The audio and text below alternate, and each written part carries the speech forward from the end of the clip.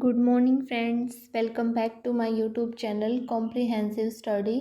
आज के वीडियो में हम चौसर के द कैंटरबरी टेल्स के क्रिटिसिज्म के बारे में पढ़ेंगे। इसके बारे में, इसके कैरेक्टर्स की डिटेल्स के बारे में हम पहले वाली वीडियोस में डिस्कस कर चुके हैं। अगर आपने वो पहले वाली वीडियोस नहीं देखी हैं तो प्लीज़ आप प्लेलिस्ट में जाके उन वीडियोस को देख लें ताकि आपका बेसिक जो है वो स्ट्रॉन्ग हो जाए। तो क्रिटिसिज्म को स्टार्ट करते हैं। The Canterbury Tales were Chaucer's greatest work. कि जो कैंटरबरी टेल्स है वो चौसर के लाइफ टाइम का या उसके करियर का जो है वो सबसे ग्रेटेस्ट वर्क है, क्योंकि एक तो ये इंग्लिश में लिखा है। They were not only his latest and maturest but also his longest work. कि कैंटरबरी टेल्स जो है वो चौसर के करियर में बिल्कुल एंडिंग में लिखा था। चौसर ने इससे पहले वाले मतलब जब उन्होंने अपने करियर की स्टार्टिंग की, वर्क्स को लिखना स्टार्ट किया तो उन्होंने फ्रेंच और इटालियन राइटर से इन्फ्लुएंस होकर जो है वो उनकी ही जैसे वर्क्स को, उनके मॉडल को अपने वर्क्स में अपनाया था। लेकिन जो कैंटरबरी टेल्स है वो मैच्योरेस्ट वर्क है चौसर का, क्योंकि अब तक चौसर को, क्योंकि किसी भी राइटर को अगर उसके मतलब जो वो राइटिंग स्टार्टिंग में लिखता है और उसकी एंडिंग जो करियर का जो भी वर्क होता है उसमें और पहले वाले में बहुत ज़्यादा डिफरेंस होता है, क्योंकि मैच्योर हो जाता है राइटर हमारा। तो चौसर का भी बिल्कुल उसके मैच्योरिटी के पीक पे लिखा हुआ वर्क है और लॉन्गेस्ट वर्क है।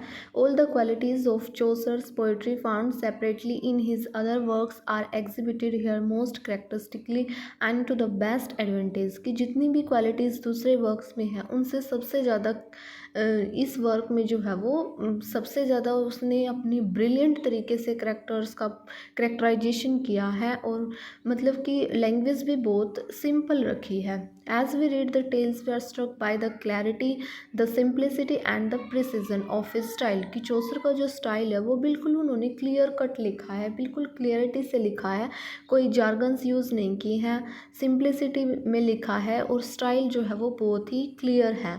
Simplicity in literature is one of the most difficult things to attain and is the characteristic only of the greatest. कि सिंप्लिसिटी बनाए रखना एक राइटर के लिए सबसे बड़ा टास्क होता है कि वो अपनी बात को कितने सिंपल वर्ड्स में रीडर्स तक पहुंचा रहा है, ये बड़ा इम्पोर्टेंट है।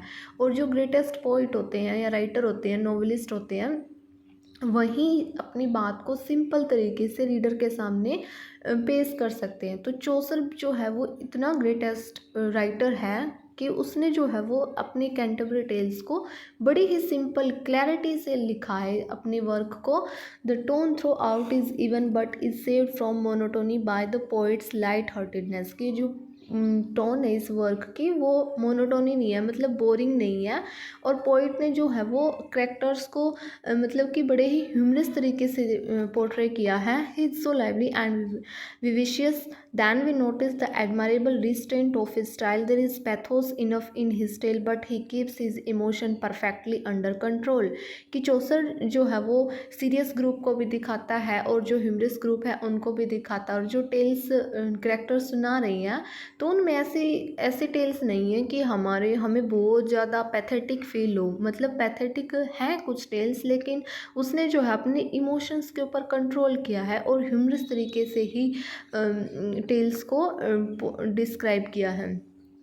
There is no weeping and wailing and tearing of hair in the pathetic tales of Griselda, Constance और later Christian Martyr। की तो ये जो तीन टेल्स हैं, ग्रिसिल्डा की है, कंस्टेंस की है और जो छोटा बच्चा क्रिश्चियन मार्टिर जिसको जूस ने मार दिया था, ये टेल्स जो है वो हैं पैथेटिक, लेकिन इतनी भी ज़्यादा नहीं है कि रीडर की आंखों में आंसू आ जाए। मतलब इनको जो है वो पैथेटिक भी दिखाया लेकिन अपने लेवल को मेंटेन किया है चौसर ने, जो कि एक ग्रेटेस्ट पोइट की खूबी होती है। His humour too is of the quite short and provoke smiles rather than boisterous laughter. और उसका ह्यूमर जो है वो भी इतना ज़्यादा, मतलब उसको भी इस तरीके से मेंटेन किया है चौसर ने कि जो है वो ज़्यादा भी ना हो और कम भी ना हो। मतलब इतनी भी ज़्यादा कॉमिक सीन नहीं दिखाए हैं लेकिन फिर भी उनको कॉमिक बनाया हुआ है। It is only in the oddly non-serious tales that he departs from his usual level of sobriety and good manners. In this, he let himself go with a mischievous abandon that would easily place him at the head of all tellers of smutty stories. तो अपनी सारी stories को चौसर ने है good manners के साथ जो है वो अपनी करेक्टर्स को दिखाया है. Chaucer style is moreover racy and fluent, verses come down cascading from his pen almost effortlessly. कि ऐसा लग रहा है कि चौसर ने इस वर्क को लिखते हुए इतने ज़्यादा एफर्ट्स नहीं लगाए हैं, क्योंकि चौसर जो है वो अब मैच्योरिटी के पीक पे है, तो उसके वर्ड्स जो है उसके हाथों से खुद ही निकल रहे हैं. He shows no restraint here. On the other hand, this facility of versification make him garrulous and long-winded. कि जो उसकी करेक्टर्स को और जो उसने वर्सिफिकेशन दिखाया है इस वर्क में वो बड़ा ही मतलब कि बड़ा ही सिंपल है. It is not surprising therefore that now and then we come upon patches that are pure padding. To take one example from the monk's tale describing the murder of Julius Caesar. The monk says. अब ये जो pathetic tales में जो monk जो है जिस Julius Caesar का murder describe करता है, तो उसको दिखाया है कि किस तरीके से उसने जो है वो इनका इस मर्डर को दिखाया है. But who thinks of Chaucer defect while reading him?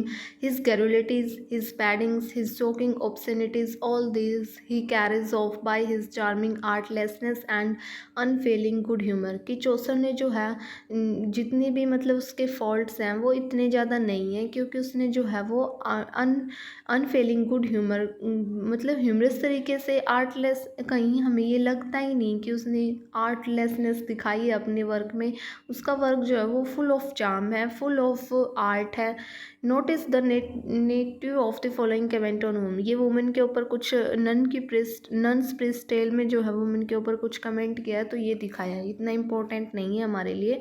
The art of this artlessness shine not only through his good humoured comments but throughout his tale. कि कहीं कहीं पे जो है आर्टलेसनेस चौसर की जो है वो उसके कुछ ऐसे कमेंट्स करते हैं उसके कैरेक्टर की, उससे पता चलता है कि कितनी आर्टलेसनेस दिखा रहा है चौसर उनके through his narration as well as characterization. The art which fuses so completely with its matter could belong only to an original genius. This genius, however, is not so much the genius of a poet as that of a novelist and dramatist. Chaucer's gift lay not in lyric but in narration and characterization. की Chaucer का जो gift है वो lyric में नहीं है बल्कि उसके करेक्टराइजेशन में है, कि उसने कितने टाइप के करेक्टर अपनी कैंटरबरी टेल्स में दिखाए हैं. In the words of Saintsbury, his expression is the expression of the poet. Saintsbury ने फेमस कोट है ये सेंट्सबरी का चौसर के बारे में, कि चौसर का जो करेक्टराइजेशन है वो एक पोइट की तरह उसने बेस्ट किया है. His thought the thought of the dramatist और नोवेलिस्ट. और उसके जो थॉट्स करेक्टर्स के अंदर जो थॉट्स डाल रखे हैं उसने वो एज ए ड्रामेटिस्ट और नोवेलिस्ट की तरह दिखा रहे हैं. चौसर को हम ग्रैंडफादर ऑफ नोवेलिस्ट भी कह सकते हैं, क्योंकि कैंटरबरी टेल्स जो है वो एक काफ़ी लंबा वर्क है. लिखा तो गया वर्स में है, लेकिन 2 टेल्स हैं जो प्रोज में लिखी हुई हैं, लेकिन इसकी लेंथ और एक तरीके से हम ये कह सकते हैं कि इसका जिस तरीके से दिखाया है कि इतने सारे करेक्टर्स जो जा रहे हैं कहीं श्राइन पे और फिर वो अपनी टेल सुना रहे हैं रास्ते में, तो काफ़ी हद तक ये नोवेल के मैनर से मिलता जुलता है. इसलिए चौसर को जो है वो ग्रैंडफादर ऑफ इंग्लिश नोवेल के नाम से भी जाना जाता है. और पोइट्री में तो जो है चौसर को फादर, पोइट्री में क्या लिटरेचर का ही फादर है चौसर, तो चौसर को जो है फादर ऑफ इंग्लिश लिटरेचर के नाम से भी जाना जाता है. अब चौसर के ह्यूमर के बारे में बताया कि किस तरीके से उसने जो है वो कौन से करेक्टर्स ऐसे हैं जो ह्यूमरस तरीके से दिखाए हैं. The most distinctive characteristic of Chaucer's writing and specially of the Canterbury Tales is his humour. की जो कैंटरबरी टेल्स है उसको हम मेनली जो है स्पेशली ह्यूमर के लिए ही जाना जाता है. तो it is pervasive quality and is found not only in the early humorous tales but also in the serious one. कि ये जो चौसर का ह्यूमर है वो सिर्फ ह्यूमरस ग्रुप की स्टोरीज में नहीं बल्कि सीरियस ग्रुप वाली स्टोरीज में भी चौसर ने ह्यूमर को दिखाया है. तो ह्यूमर इज़ आयरोनिकल और satirical but neither the irony note the satire is harsh, कि हाँ ये जो ह्यूमर मतलब कि अपने कैरेक्टर को इस तरीके से दिखा रहा है चौसर, तो इसका मतलब ये नहीं है कि वो सिर्फ उनको सैटायरिकल वे में दिखा रहा है, बल्कि neither the irony note the satire is harsh, कि जो आयरनी दिखा रहा है चौसर और जो सैटायर कर रहा है वो कैरेक्टर के ऊपर, वो इतना ज़्यादा हार्श नहीं है। एक तरीके से हम ये कह सकते हैं कि सैटायर के जो टू टाइप्स होते हैं, juvenile and Horatian satire.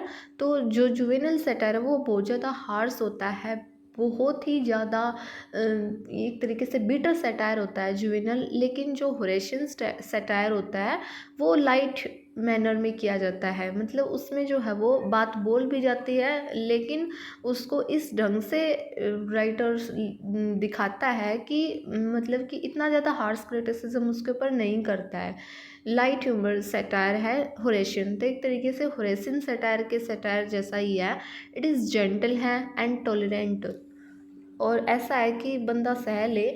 And Chaucer is always indulgent to the weakness of average humanity. Having nothing of the reformer in his composition, he takes people as he finds them. This shows his understanding and wide sympathy. कि मतलब कि अपने character को जब वो composition कर रहा है तो रिफॉर्म की नज़रिए से कर रहा है, और जो भी लोग मतलब जो भी पीपल उसको अपनी सोसाइटी में दिख रहे थे तो वो उन्हीं के जैसा अपनी वर्क में दिखा देता है। This shows is understanding and wide sympathy. Being a realist he is impressed by the contrast between the ideal and the real and is content to paint the real, कि आइडल और real के बीच में contrast दिखाना चौसर जो है इसी बात से इम्प्रेस हो गया था।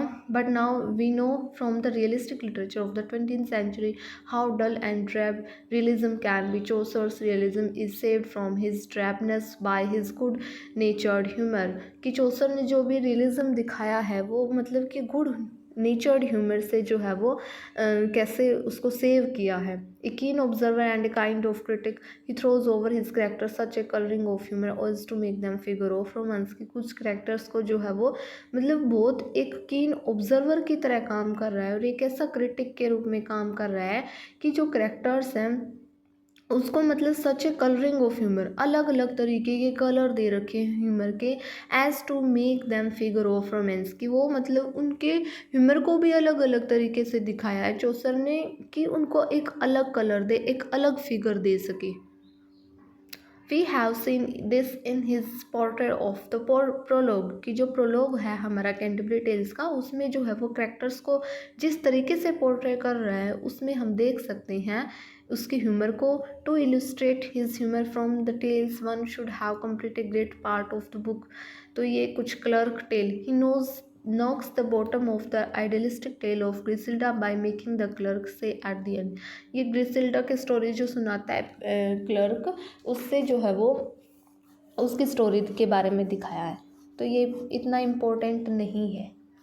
आगे फिर ये मिलर की टेल को दिखाया है। सर टॉप्स जो कि होस्ट है, होस्ट डिस्क्राइब करते हैं चौसर को, ये दिखाया। The monk's tale, the wife of Bath's tale, the summoner tale, the friar's tale, merchant tale, तो ये इनके बारे में दिखाया है। ये टेक्स्ट के वो दे रखे हैं कि टेक्स्ट में वो मतलब चौसर किस तरीके से दिखा रहा है। तो अगर आप इनको पढ़ना चाहो तो आप इनको पढ़ सकते हो स्क्रीनशॉट लेकर। अब हम पढ़ते हैं चौसर की अचीवमेंट के बारे में। The greatest achievement of Chaucer he was the first to introduce the knot of modernity in English literature, कि चौसर की सबसे बड़ी अचीवमेंट, पहली अचीवमेंट ये है कि चौसर जो है वो एक मॉडर्न राइटर था। मॉडर्न इन द सेंस ऐसा नहीं है कि चौसर अब एंशियंट है तो हम उसको मॉडर्न नहीं बोल सकते। चौसर एक मॉडर्न है। मॉडर्न कौन होता है? जो अपने टाइम पे कुछ नए थॉट्स को दिखाए, कुछ नया करे।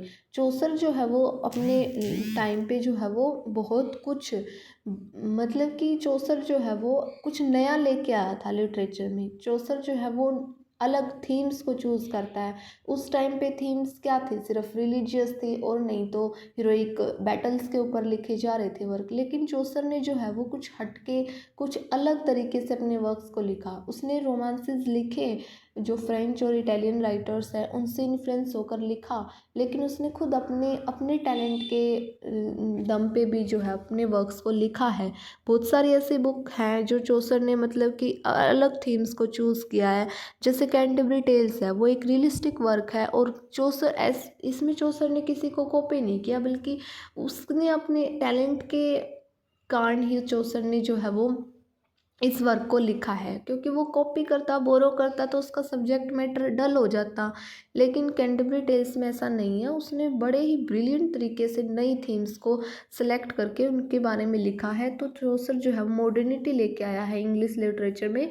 Until his time literature had been medieval, कि उसके टाइम तक जो है लिटरेचर सिर्फ जो मेडिवियल थीम्स हैं उनको ही लेकर ही चल रहा था। It dealt either with ancient God, या तो ये गॉड से रिलीजियस था और हीरोज से जुड़ा हुआ था, और फिर एलिगोरिकल रोमांसेस लिखे जा रहे थे। Chaucer made a clean sweep of this unrealistic litter, replacing it by real human being and treated them in a spirit of kindly tolerance and humour.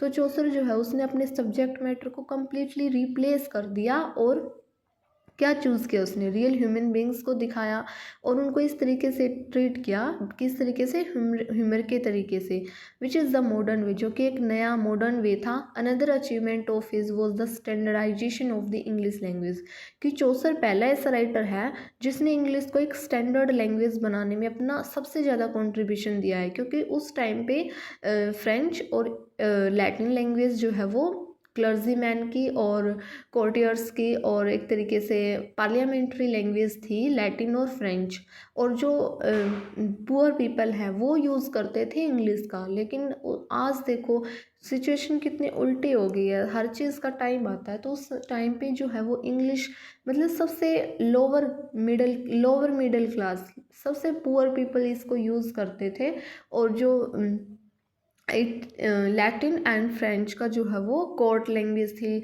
और मतलब वो दोनों लैंग्वेज जो है वो अपर क्लास यूज़ करती थी। तो उस टाइम पे चौसर ने इंग्लिश को चूज़ किया, उसको एक स्टैंडर्ड दिया।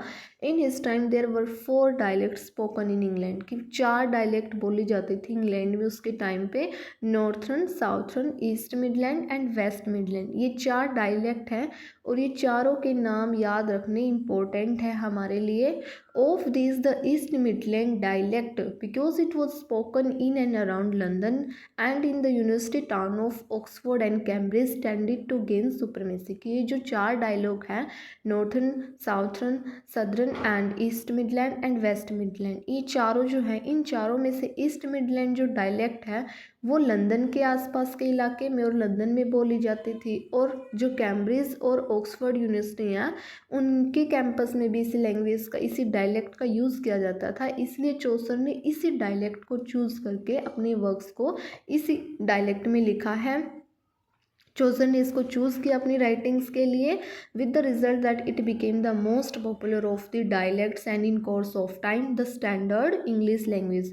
और इसी कारण जो है ये लैंग्वेज एक स्टैंडर्ड इंग्लिश लैंग्वेज बन गई। The King's Englishman, a greater poet like Tulsidas choose the Awadhi dialect of Hindi for his Ramayana. यहाँ पे कंपैरिजन करो कि जैसे तुलसीदास ने अवधी डायलेक्ट को चूज़ किया था, जो कि हिंदी भाषा की ही एक बोली है, अपनी रामायण के लिए। तो उस अवधी में जब रामायण को लिखा तुलसीदास ने, तो उसने भी जो है अवधी लैंग्वेज का, अवधी डायलेक्ट का जो है वो स्टैंडर्ड दिया उसको, तो उसका स्टेटस रेज किया। और Chaucer did the same for English language. इसी तरीके से चौसर ने किया है इंग्लिश लैंग्वेज के लिए। When he put the stamp of his approval on the east Midland dialect, जब उसने ईस्ट मिडलैंड डायलेक्ट को अपनी राइटिंग्स के लिए चूज़ किया। This dialect was not rich but Chaucer enriched it with free borrowings and adaptation from French की। ये language इतनी ज़्यादा इंग्लिश नहीं थी, लेकिन चौसर ने जो है वो ईस्ट मिडलैंड डायलेक्ट में बहुत सारे फ्रेंच वर्ड्स का यूज़ किया, लैटिन वर्ड्स का यूज़ करके इसको जो है वो एक नई वोकैब दी और नए नए वर्ड्स दिए, और मतलब इस लैंग्वेज को बड़ा इनरिच कर दिया। In a sense he almost created the English language as we know it today. और एक सेंस में हम यहाँ तक भी कह सकते हैं कि चौसर ने ही इंग्लिश लैंग्वेज को इतना कैपेबल बनाया है जितनी पॉपुलर वो आज है। मतलब इसके पीछे कहीं ना कोई चौसर ने क्रिएट की है इंग्लिश लैंग्वेज को। The third achievement of Chaucer was in the sphere of versification. He discarded altogether the Anglo-Saxon alliterative tradition, the rim roff. कि चौसर की सबसे बड़ी अचीवमेंट ये है उसका वर्सिफिकेशन, कि उसने जिस तरीके से अपने वर्क्स को वर्सिफाई किया है वो बहुत ही यूनिक है। और उसने जो एंग्लो सेक्शन के टाइम पे जो इतना ज़्यादा एलिट्रेशन का यूज़ किया जा रहा था, एलिट्रेटिव रोमांसेस लिखे जा रहे थे, उससे हट के अपने वर्क्स को लिखा है। And chooses the regular French metre and rhyme. Starting में तो उसने जो है वो फ्रेंच मीटर, फ्रेंच वर्क्स की तरह ही अपने वर्क्स को लिखा था। He wrote in 3 principal metres, मतलब कि जो 3 प्रिंसिपल मीटर्स में चौसर ने जो है वो अपने वर्क्स को लिखा है। इसने एंग्लो सेक्शन के एलिट्रेटिव ट्रेडिशन को फॉलो नहीं किया है, बल्कि इसने अपना ट्रेडिशन खुद बनाया है। और 3 मीटर हैं प्रिंसिपल जो इसने जो हैं जिनमें अपने वर्क्स को लिखा है, heroic couplet, the octosyllabic couplet and the rhyme royal stanza. इन तीनों फॉर्म जो है वो चौसर ने इन तीनों फॉर्म में ही अपने वर्क्स को लिखा है। In the heroic couplet the main metre of the Canterbury Tales. और हीरोइक कपलेट में जो कैंटरबरी टेल्स है वो किस में लिखी गई है, हीरोइक कपलेट्स में। इसमें क्या होता है हीरोइक कपलेट में, each line has 10 syllable and 5 accent. Each line, हर एक लाइन में जो वो 10 सिलेबल होते हैं और 5 एक्सेंट होते हैं। मतलब कि the heroic couplet together with its later development to the blank words और अनराइम्ड। मतलब कि इसमें क्या होता है, पहले तो हीरोइक कपलेट में 2-2 सिलेबस, 5 मतलब 5 जो है वो एक्सेंट बना लिए जाते हैं, उनमें 2-2 सिलेबस हो जाते हैं। तो इस तरीके से 10 सिलेबल हो गए। और सबसे पहले आएगा स्ट्रेस्ड सिलेबस, फिर unstressed syllable. The blank words जो है वो क्या होता है, ब्लैंक वर्ड्स में कोई राइमिंग स्कीम नहीं होती, बल्कि और ना ही उसमें जैसे फिक्स सिलेबल होते हैं, और वो अनराइम्ड होती है, डेकासिलेबिक लाइन होती है। और उसमें भी जो है became the most popular metre of later English poetry. की स्टार्टिंग में तो जो पोइट्री जो है वो हीरोइक कपलेट्स में लिखी जा रही थी, लेकिन बाद में जो है वो ब्लैंक वर्ड्स ज़्यादा पॉपुलर हो गई थी इंग्लिश पोइट्री में। The octosyllabic couplet as its name implies consist of rhyming lines each of 8 syllable with 4 accent. और जो ऑक्टोसिलेबिक है, इन नाम से पता चल रहा है, इसमें जो है वो टोटल 8 सिलेबल होते हैं और 4 एक्सेंट, 4 उनके जोड़े बन जाते हैं इस तरीके से। This is the metre of the Romance of the Rose. और ये जो फ्रेंच पीरियड के जो उसके वर्क है, रोमांस ऑफ द रोज और द बुक ऑफ डचेस, उनमें जो है उसने ऑक्टोसिलेबिक का यूज़ किया है। द राइम रॉयल स्टैंजा, और जो राइम रॉयल स्टैंजा है उसमें जो है कंटेन 7, उसमें कितने सिलेबल होते हैं, 7 डेकासिलेबिक लाइन होती हैं। और उनकी राइमिंग स्कीम है ए बी बी सी सी। ये याद रखनी है क्योंकि ये क्वेश्चन कई बार पूछ लिया जाता है कि राइम रॉयल की राइमिंग स्कीम क्या है। इसमें 7 सिलेबल होते हैं, तो राइमिंग स्कीम है ए बी बी सी सी। और राइम रॉयल क्यों बोलते हैं, क्योंकि किंग जेम्स ने जो है इसी फॉर्म को, इसी मीटर को जो है वो अपने किंग स्क्वायर्स में लिखा है, मतलब इसी में लिखा है, इसलिए इसको राइम रॉयल स्टेंजा बोलते हैं। Chaucer use this stanza in the Parliament of Fowls and Troilus. और चौसर ने राइम रॉयल को कहाँ पे यूज़ किया, उसके पार्लियामेंट ऑफ फाउल्स में एंड ट्रोलिस में। इन 2 वर्क्स में राइम रॉयल को यूज़ किया है। ऑक्टोसिलेबिक किस में यूज़ किया है, ऑक्टोसिलेबिक किया है रोमांस ऑफ द रोज में और बुक ऑफ द डचेस में। और हीरोइक कपलेट को लिखा है the legend of good women, और उसमें जो है उसमें पहली बार उसने उसका यूज़ किया था। Thus we see that by choosing right subject, right language and right meter, Chaucer put English literature on the road to modernity। कि चौसर ने जो है वो एक रोड क्रिएट कर दिया है इंग्लिश लिटरेचर के लिए, क्योंकि उसने सही सब्जेक्ट मैटर उठाया है, सही लैंग्वेज उठाई है और राइट मीटर यूज़ किया है।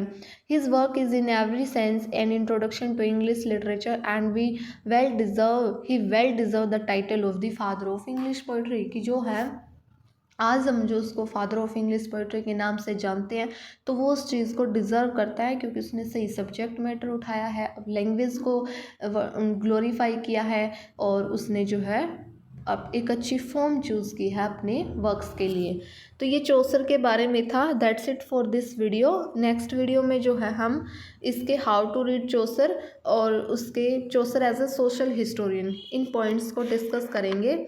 I hope you like this video. If you don't like, then please tell me my faults or give me some suggestions so that I can improve myself. Thank you.